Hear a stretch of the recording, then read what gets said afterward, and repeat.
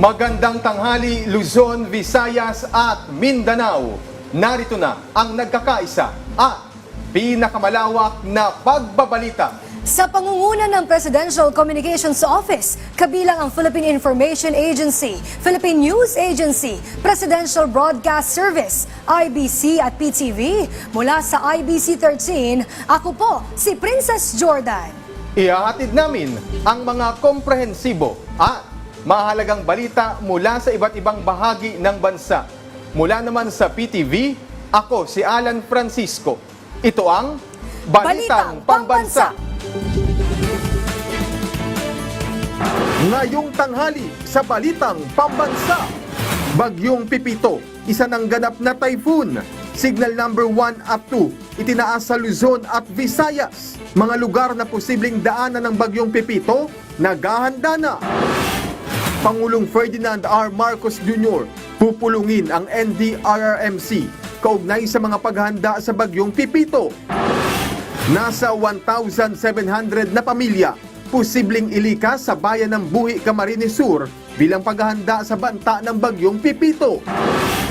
Land Transportation Office nagbigay ng babala sa mga pasaherong babiyahe papuntang Bicol Region, Visayas at Mindanao dahil sa banta ng Bagyong Pipito. At operasyon ng LRT-1 Cavite Extension Project nagsimula na. Pangulong Ferdinand R. Marcos Jr. pinangunahan ang pagsisimula ng biyahe nito. Una sa ating mga balita, lumakas pa at isa ng ganap na typhoon ang Bagyong Pipito. Uli itong namataan sa layong 630 kilometers east ng Giwan, Eastern Samar. Taglay nito ang lakas ng hangin na 130 kilometers per hour at pagbugso na umaabot sa 160 kilometers per hour. Ito'y kasalukuyang kumikilos pa westward sa bilis na 30 kilometers per hour. Dahil dito, nakataas ang signal number 2 sa ilang bahagi ng Visayas, kabilang na ang eastern portion ng Northern Samar at northern portion ng Eastern Samar. Signal number 1 naman sa bahagi ng Luzon, kabilang ang southeastern portion ng Quezon, Camarines Norte, Camarines Sur, Catanduanes, Albay, Sorsogon at Masbate. Gayon din sa ilang lugar sa Visayas, kabilang na ang nalalabing bahagi ng Northern Samar, Eastern Samar, Samar at Biliran. Samantala, hinggil naman sa Bagyong Ophel, inaasahang lalabas ito ng bansa anumang oras ngayong araw. Kaninang alas 10 ng umaga, namataan ito sa layong 190 kilometers northwest ng Calayan, Cagayan. Taglay nito ang lakas ng hangin na aabot sa 110 kilometers per hour at pagbugsong aabot sa 135 kilometers per hour. Patuloy itong kumikilos pa north-northwestward sa bilis na 20 kilometers per hour.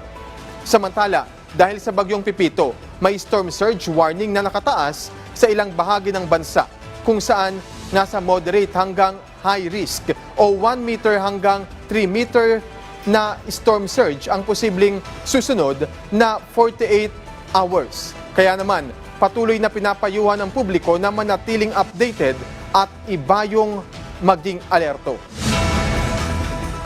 Dahil na rin sa inaasahang pagtama ng Bagyong Pepito sa probinsya ng Bicol, nasa higit kalahating milyong individual sa Albay ang target na mailikas ng mga otoridad.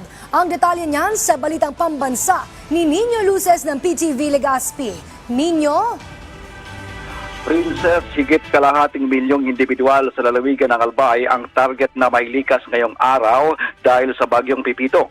Ito ang sinabi ni Engineer Dante Baclao, ang officer in charge ng Albay Public Safety and Emergency Management Office, kung saan karamihan sa ililikas ngayong araw ay apektado ng malakas na hangin, pagbabaha, lahar flow, storm surge at landslide. Pinakamarami ang bayan ng Ginobatan kung saan aabot sa 70,000 mga individual mula sa mga barangay sa paanan ng Bulkang Mayon ang ililikas papunta sa ligtas na lugar. Kaninang umaga nag-umpisa ng ilikas ang mga residente mula sa mga barangay ng Tandarora, Maninila at Masarawak. Ayon sa chief ng MDRRMO sa Ginobatan na si Joy Maravillas, nasa 500 pamilya na ang naililikas simula nang magsagawa sila ng evacuation effort kaninang umaga. Sa bayan ng Libon, binisita naman ni Mayor Das Maronilla ang Pantaon New Evacuation Center matapos magpatupad ng preemptive evacuation simula kahapon. Kasabay nito, nagatid na rin ang lokal na pamahalaan ng mga pagkain, tubig, bigas at iba pang pangangailangan ng mga evacuees. Mula sa PTV Legazpi, Ninyo Luces para sa Balitang Pambansa. Maraming salamat, Nino Luces. Ipinag-utos na ni Iriga City Mayor Wilfredo Rex Oliva ang preemptive evacuation sa lungsod simula ngayong araw dahil sa banta ng bagyong Pipito. Layo nitong matiyak ang kaligtasan ng mga residente bilang paghahanda sa pananalasa ng bagyo. Kasalukuyang nasa ilalim ng Tropical Cyclone Signal Number 1 ang eastern portion ng Camarines Sur, kung saan kabilang ang Iriga City. Dahil sa bagyo, inaasahan ang mga pag-ulan sa lalawigan hanggang sa November 17.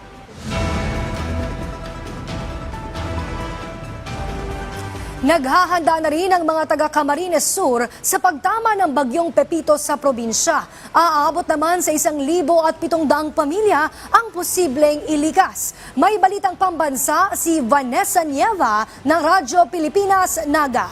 Vanessa?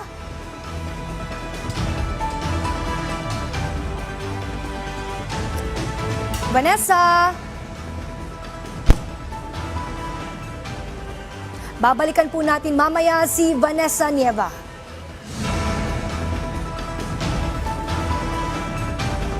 Samantala, LRT1 Cavite Extension Project umarangkada na ngayong araw. Karagdagang 80,000 commuters inaasahang maseserbisyuhan. May balitang pambansa si Clazel Pardilla ng PTV Live. Clazel?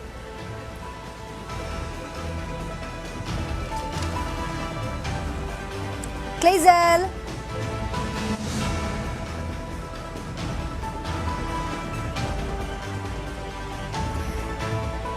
Babalikan din po natin mamaya si Clazel Pardilla.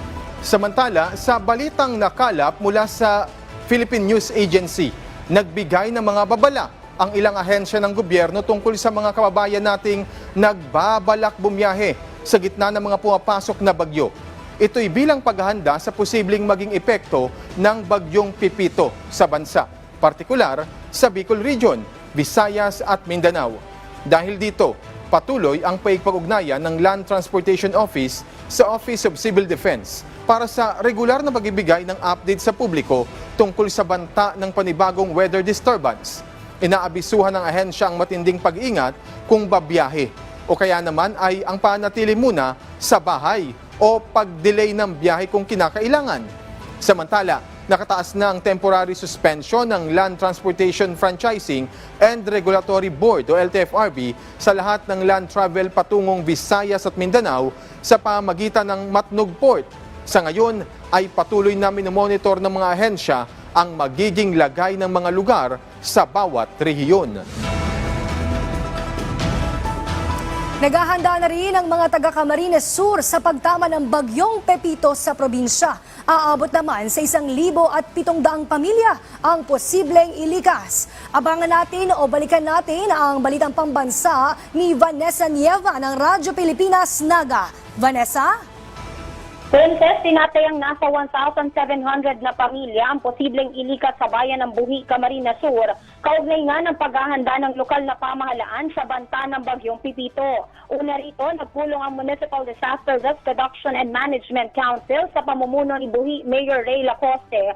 At isa sa napag-usapan dito na simula ngayong araw, November 15, isasagawa na ang paglilikas sa mga lakeside barangays at iba pang lugar sa bayan ng Buhi na maaaring magkaroon ng pagbaha at pagguho ng lupa. Tinatayang mahigit sa 1,700 na pamilya ang posibleng ilikas umano ng LGU Buhi ngayong araw, galing pa lamang yan sa lakeside barangays, bukod pa rito ang ibang barangay sa poblasyon at ibang mga sektor. Ipinag-utos din ni Mayor Lacoste na ihanda ang lahat ng mga kinakailangan para sa evacuation, camp management at iba pang aspeto ng pagresponde sa binabantayang bagyo. Sa memorandum naman ni Camarines Sur Governor Luigi Villafuerte, ipinag-utos nito na simula kaninang alas 6 ng umaga hanggang mamayang alas 6 ng gabi, isasagawa ang mandatory evacuation sa mga itinuturing na high-risk areas sa lalawigan pagdating sa pagbabaha, flash flood at landslide. Pinatitiyak din na ang mga evacuation centers ay ligtas sa anumang banta o hazards ng bagyo at nakapreposisyon na ang mga food at non-food items sa mga itinalagang evacuation centers. Mula Radyo Pilipinas, Naga, Vanessa Nieva para sa Balitang Pambansa. Maraming salamat, Vanessa Nieva. Samantala, LRT-1 Cavite Extension Project umarangkada na ngayong araw. Karagdagang 80,000 commuters inaasahang maseserbisyuhan. May Balitang Pambansa si Clazel Pardilla ng PTV Live. Clazel. Yes, Princess, nagsimula na ang operasyon ng LRT-1 Cavite Extension Project. Pinangunahan ni Pangulong Ferdinand Marcos Jr. ang inaugurasyon ng unang bahagi ng proyekto. Sa pangunguna ni Pangulong Ferdinand R. Marcos Jr., umarangkada na ang unang bahagi ng LRT-1 Cavite Extension Project. 5 bagong istasyon ang idinagdag sa 6 na kilometrong railway mula Redemptorist Asiana patungo ng Dr. Santos Parañaque. Dahil dyan ang 1 oras sa biyahe mula Pasay hanggang Parañaque, iikli sa hanggang 30 minutes na lamang. Habang ang kasalukuyan naman na 320,000 na mga commuter, madaragdagan ng 80,000 na mga pasahero. Imbes na gumamit ng pribadong sasakyan, hinihikayat ng pamahalaan ng ating mga kababayan na gumamit ng mass transportation. Suwak ito lalo't papalapit na ang panahon ng Kapaskuhan na kadalasang nagreresulta ng mahabang pila ng mga sasakyan. Dahil sa nadagdag na mga istasyon mula Fernando Poe Jr. sa Muñoz, Quezon City, diretso na ang biyahe hanggang sa Dr. Santos Avenue sa Parañaque, ang huling istasyon ng LRT-1 Phase 1. Sa oras na makumpleto ang Phase 2 at 3 ng L1CE, mas maraming lugar pa sa Parañaque hanggang Bacoor, Cavite ang maseserbisyohan na isagawa ang proyekto sa tulong ng Public-Private Partnership Program ng Administrasyon ni Pangulong Marcos, katuwang ang ilang Japanese partner companies. Yan na muna ang latest. Balik sa iyo, Princess. Maraming salamat, Clazel Pardilla. Personal na inabutan ng tulong ni Pangulong Ferdinand R. Marcos Jr. sa Oriental Mindoro at Cavite ang mga libo-libong mangingisda at magsasaka na sinalanta ng bagyong Christine at Leon. Ang detalye sa Balitang Pambansa ni Efraim Gaitos ng Radyo Pilipinas. Libo-libong magsasaka, mangingisda at kanilang mga pamilya ang personal na inabutan ng tulong ni Pangulong Ferdinand R. Marcos Jr. sa Oriental Mindoro at Cavite na sinalanta ng bagyong Christine at Leon. Nasa mahigit 8,000 mga magsasaka at mangingisda ang nakatanggap ng tig 10,000 pisong pinansyal na tulong mula sa tanggapan ni Pangulong Marcos. Sa Oriental Mindoro, labis ang pasasalamat ni Governor Homerlito Bons Dolo sa pagmamahal at kusang loob na pagpunta at pagtulong ni Pangulong Marcos. Hindi lamang kusang loob, sinigurado niya na lahat ng nasa listahan ng Department of Agriculture ay mabibigyan ng ayuda mula sa tanggapan ng Pangulong Bongbong Marcos. Itinuturing namang malaking biyaya ng mga benepisyaryo sa Oriental Mindoro tulad ni Naginang Nelfa Angeles at Ginoong Gilbert Pamor ang tulong pinansyal ng tanggapan ng Pangulo. Salamat po kami na naabutan niya kami ng tulong galing po sa nagmumula sa kanila. At sa aming halaman po na dinaanan po ng bagyong Christine. Po ay nagpapasalamat sa ating mahal na Pangulo. Nagbibigay po siya ng biyaya dito po sa bayan ng Pinamalayan. Samantala, mainit na pagsalubong din ang natanggap ni Pangulong Ferdinand R. Marcos Jr. sa Tagaytay, Cavite. Kaakibat ang mga mensahe ng pasasalamat mula sa mga benepisyaryo ng Presidential Assistance. Kami po ay taos-pusong nagpapasalamat sa oras at sa handog na tulong para sa mga naapektuhan ng mga pamilya, magsasaka at mga mangingisda. Kaya't Mr. President, kami po ay nagpapasalamat sa walang sawang pagmamahal at pagsuporta sa ating lalawigan. Mensahe ng galak at pasalamat naman ang namutawi sa mga benepisyaryo sa Cavite tulad ni Ginoong Franco de la Rea at Ginang Fe Perea dahil ramdam nila na hindi nakakalimutan ng Pangulo ang mga sinalanta ng Bagyong Christine at Leon. Papasalamat po kami kay Pangulong Marcos at po napakalaking tulong po ng Victoria po. Puso po kami nagpapasalamat sa ating mahal na Pangulo, sa biyaya at tulong niya sa mga magsasaka, sa mga mangingisda at ganoon din po sa aming mga nasalantang mga halaman na tunay nga po Panginoon na talagang napakabuti. Patuloy ang pagtitiyak ni Pangulong Marcos na walang Pilipinong maiiwan at lahat ng Pilipino ay maaabutan ng tulong sa bagong Pilipinas. Mula sa PBS Radyo Pilipinas News, Efraim Gaitos para sa Balitang Pambansa. Samantala, kaugnay pa rin naman ng pagbubukas ng LRT-1 Cavite Extension Project, makakausap natin si Undersecretary Jeremy Regino, ang Undersecretary for Railways ng DOTR. Magandang tanghali po, Yusek Regino. Si Alan Francisco po ito ng Balitang Pambansa with Princess Jordan. Magandang tanghali po, Alan at saka Princess. Magandang tanghali din sa ating mga tagapanood at tagapakinig. Yusek, mismong si Pangulong Marcos yung nanguna sa pagbukas nitong extension ng LRT-1. Kamusta po yung unang biyahe ngayong araw, sir? Ang unang biyahe ngayon po ay isang inaugural run lang po. Sumakay po ang ating presidente sa Sukat or Dr. Santos Station hanggang Redemptoris. Ang unang commercial operation po natin, ibig sabihin, magbubukas po sa publiko ang biyahe natin na ang biyaheng Parañaque po ay simula bukas, magsisimula ng alas 5 ng umaga sa Dr. Santos o Sukat Station po. Yan po ay sa tabi po ng SM Sukat. Ang istasyon po niyan ay tabi po ng SM Sukat. At diretso po ito sa, ang babagtasin po nito ay ang Ninoy Aquino Avenue. Kung galing po tayong Dr. Santos, dadaan po ito ng Ninoy Aquino Avenue Station. Tapos PITX Station. Tapos Manila International Airport Road Station, tapos Redemptoris Asiana sa tapat po ng Baclaran Church ang ikalimang stasyon po. Kung manggagaling naman po tayo sa Baclaran, ay magbubukas po ang unang stasyon na dadaanan po natin, Redemptoris Asiana, tapos Manila International Airport Road, tapos PITX station po, and then Ninoy Aquino Avenue Station, tapos Dr. Santos po, yun po ang pinakahuling stasyon natin po. Mga 6.5 kilometers po itong lahat po. Lahat po nito mga 6.5 kilometers. Yes.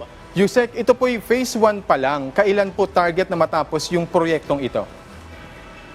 Yung Cavite Extension po, ongoing po yung right-of-way acquisition nito. So, mga 2031 po ang tinataya pong matapos po hanggang Bacoor. Pero sa ngayon po, bukas na po ang 5 stasyon natin at madadagdagan pa to ng 3 stasyon. Yeah. Yusek, I understand lalo't malapit na no, yung Pasko, then may stasyon dyan sa parting Baclaran. Gaano po o ano yung magiging magandang implikasyon nito para sa mga kababayan nating pupunta dyan sa Baclaran in particular? Sa Baclaran po, datihan na pong istasyon ito, tuloy pa rin ho, bukas pa rin po ang Baclaran Station natin. Subalit ang mga manggagaling pong Parañaque ay pwede na hong dumiretso ng hanggang Baclaran. Yun po ang bago sa ngayon, simula bukas po. Dati-dati po ang LRT po na manggagaling po sa Fernando Po Jr., dating Roosevelt Avenue Station po yun, Fernando Po Jr. Station hanggang Baclaran. Ngayon po ay mga taga Parañaque po na gustong pumunta ng Baclaran ay pwede na pong sumakay sa Dr. Santos Station papuntang Baclaran po. o yung mga taga Parañaque po na gustong pumunta ng Divisoria po, dahil magpapasko po tayo, ay sasakay po sila ng Sukat Station o kahit anong stasyon ho po sa Parañaque. Dire-diretso na po ito hanggang Jose Doroteo, at pagdating ng Jose Doroteo, tatawid po sila ng Recto Station ng Line 2. At pagtawid ng Recto Station ng Line 2, andun na po sila sa Divisoria po. Ilang hakbang na lang po ay Divisoria na po. Kung mahirapan po silang maglakad dahil may mga bitbit po silang mga bilihin, ay maaari po silang mag-jeep mula Recto Station ng Line 2 hanggang Divisoria. Okay, congratulations Yusek at maraming salamat po sa inyong oras, Undersecretary Jeremy Rehino. Samantala, hindi naman makikipagtulungan ang bansa sa anumang investigasyon ng International Criminal Court o ICC kaugnayan sa war on drugs ng nakaraang administrasyon. Ito ang nilinaw ni Pangulong Ferdinand R. Marcos Jr. Ayon sa Pangulo, kung gusto ni dating Pangulong Rodrigo Duterte, hindi hahadlangan ng pamahalaan ito. Ang detalye sa Balitang Pambansa ni Clazel Pardilla. Hindi naman kami haharang doon sa mga ICC. Hindi lang kami tutulong. Ngunit kung pumapayag siya na makipag-usap siya o magpa-imbestiga siya sa ICC, nasa kanya yun. Wala nang kaming desisyon doon. Nanindigan si Pangulong Ferdinand R. Marcos Jr. na hindi makikipagtulungan sa International Criminal Court kaugnay ng investigasyon sa madugong laban kontra ilegal na droga sa ilalim ng administrasyon ni dating Pangulong Rodrigo Duterte. Pero hindi rin pipigilan ng pamahalaan ang desisyon ni Duterte matapos itong hamunin ng ICC na bilisan ang pag-iimbestiga sa kanyang laban kontra droga. Sinasabing nasa 6 hanggang 30,000 ang namatay sa anti-drug campaign ni Duterte. Sakaling idulog ng ICC sa International Criminal Police Organization o Interpol ang kaso laban kay Duterte at humiling ng red notice sa mga otoridad ng Pilipinas, ayon kay Pangulong Marcos. We have obligations to Interpol and we have to live up to those obligations. And therefore, the net effect, We'll see. We'll see how far it goes. We'll see what the ICC does. Sabi ni Solicitor General Menardo Guevara, ang pakikipagtulungan sa Interpol ay obligasyon, habang ang kooperasyon sa ICC ay isang political decision. Itinuturing na isa sa pinakamahalagang organisasyon sa mundo ang Interpol na tumutulong sa mga bansa para labanan ng international crime. Hindi na aniya bago sa pambansang pulisya ang pakikipagtulungan sa Interpol na naging susi sa pagdakip kay dating Bamban Mayor Alice Guo. So kung meron mang pong lalabas na warrant of arrest at ang Interpol po ay hihingi po ng assistance sa atin, then like I said, the PNP, particularly the Philippine National Police, is bounded by the security protocol with respect to assistance to be provided with our foreign counterparts po. 2019 ang kumalas ang Pilipinas sa ICC. Kaya tanong ni Senate President Chis Escudero kay Duterte, paano ulit i-operationalize ni Pangulong Duterte na madaliin yung ICC, siya yung umalis doon? Hindi, sinasabi ko lang, paano? Hindi na bahagi ang Pilipinas ng ICC dahil sa kanya. Tapos ngayon, papamadaliin niya yung ICC? Again, babalikin ko na. Paano ngayon i-operationalize yan? Mas magandang tanungin siguro siya kung paano niya balak gawin yon. Sa harap nito, iginiit ni Pangulong Marcos na ipagpapatuloy ang investigasyon sa loob ng bansa kaugnay ng extrajudicial killings. Pag-aaralan niya ng Justice Department ang mga binitawang salita ni Duterte at titingnan kung maaari itong gamitin para makapagsampa ng kaso. The question on EJK has not yet been answered. Who is responsible? And we had some of the mothers of some of the victims that were there. And up to now, they have not seen the justice for the murders of their children. And that's still, so that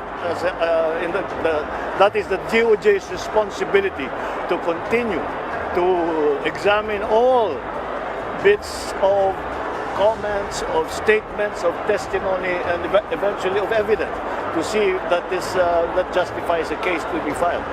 Mula sa PTV, Kalezal Pardilla, Balitang Pambansa. Sinisikap na ng DPWH na magkaroon ng temporary na daan sa bayan ng Santa Ana, Cagayan. Ito'y matapos masira ang magkabilang rampa ng tulay na tanging daanan ng mga motorista, papasok at palabas ng bayan. Si Isaiah Mirafuentes ng PTV sa Balitang Pambansa, live. Ang panahon dito sa buong probinsya ng Cagayan. Ang problema, nasira ang magkabilang rampa ng tulay na siyang tanging daan para makalabas at makapasok ng Santa Ana, Cagayan. Matapos humagupit ang ng 10 oras ang bagyong Ophel dito sa Cagayan, nagiwan ito ng malaking pinsala sa probinsya. Dahil sa malalakas na ulan, rumagasa ang tubig sa Bawa River na sinamahan pa ng malalaking troso. Dahil dito, nasira ang magkabilang approach o rampa ng tulay malapit sa boundary ng Santa Ana at Gonzaga, Cagayan. Umapaw ang ilog at ang malalaking troso ay paulit-ulit na bumangga dito sa tulay kaya bumigay ito. Kaya ang mga residente hindi alam kung paano makatatawid sa kabilang lugar. Ang tanging paraan lamang ay lusungin ang lagpas tuhod na lalim ng ilog.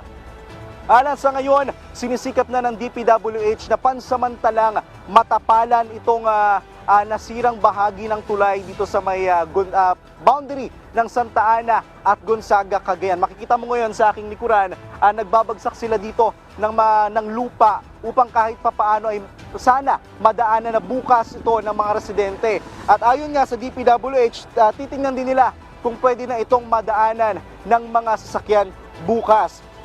Ipapaliwanag ko lang din na yung mga nakikita ko dito sa aking paligid na epekto ng bagyong Ophel.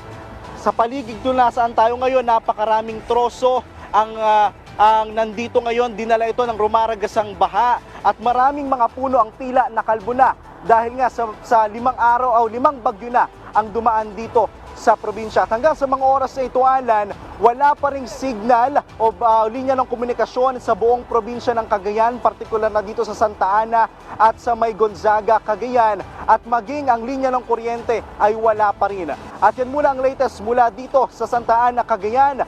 Mula sa PTV, Isaiah Mirafuentes, Balitang Pambansa. Maraming salamat, Isaiah Mirafuentes. Pinangunahan naman ni Pangulong Ferdinand R. Marcos Jr. ang change of command ng Philippine Navy sa kanilang headquarters sa Rojas Boulevard sa Maynila. Kasunod na rin ito ng pagbaba sa pwesto o pagreretiryo sa serbisyo ni Vice Admiral Toribio Adasi Jr. na naupo sa pwesto noong 2022. Sa kanyang panunungkulan, tinutukan ni Adasi ang pagpapalakas sa training at pagpapatatag sa organisasyon. Si Adasi ay nagtapos sa Philippine Military Academy Makatao Class noong 1989. Pumalit kay Adasi sa pwesto si Navy Vice Commander Rear Admiral Jose Maria Ambrosio Expeleta. Bilang paghahanda sa inaasahang pagtama ng bagyong Pepito sa bansa, nakatakdang magpulong ang iba't ibang ahensya ng gobyerno. Mismong si Pangulong Ferdinand R. Marcos Jr. ang mangunguna sa pulong na isasagawa ngayong hapon dito. Inaasahang matatalakay ang iba't ibang hakbang ng pamahalaan upang maagap na matugunan para sa mga maapektuhang pamilya.